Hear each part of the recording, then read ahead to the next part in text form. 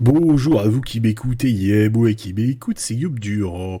Je délaisse quelques instants Radio Classique et David Biker pour parrainer le premier numéro du podcast de Breaking Fake News qui revient sur l'actualité des dernières semaines.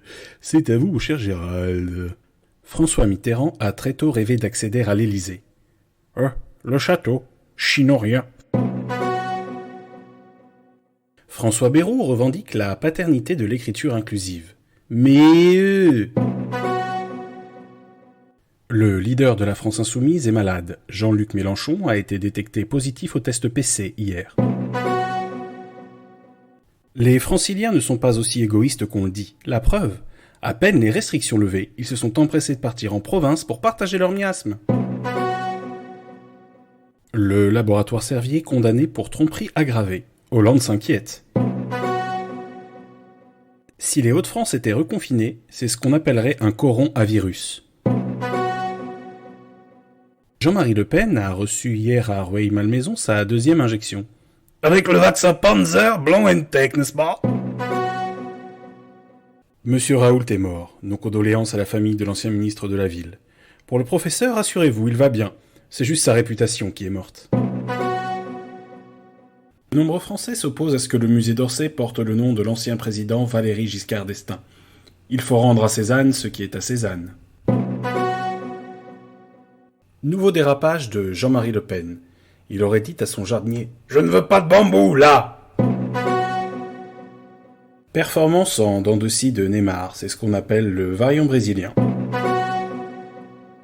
D'après une étude de l'OMS, c'est en Suisse que les mesures barrières sont les mieux respectées. On est des voisins bien élevés. Mal accueilli en Turquie, ça ira mieux pour Ursula en Grèce. Grâce à la modification de la constitution russe signée récemment, Vladimir Poutine pourra rester confortablement au pouvoir jusqu'en 2036. Un tsar cosy. Xavier Bertrand, candidat pour représenter la droite à la présidentielle 2022, annonce qu'il créera 20 000 places de prison. Pas sûr que cela soit une bonne idée quand on a besoin de soutien de Nicolas Sarkozy.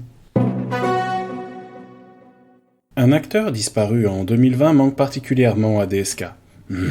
Robert Hobson. Manuel Valls dit vouloir jouer un rôle dans la campagne présidentielle 2022.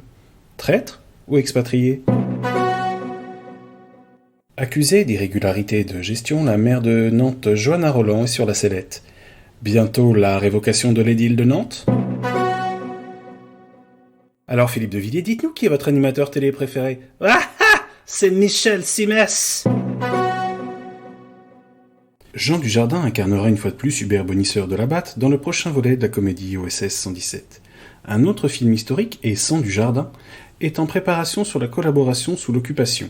On n'en connaît pour l'instant que le titre, OSS en vitesse. Après McFly et Carlito, Emmanuel Macron a choisi un de ses ministres pour s'adresser aux jeunes, Olivier Verlan. Aguilar a dit, faisait la différence. C'est énorme, c'est hallucinant.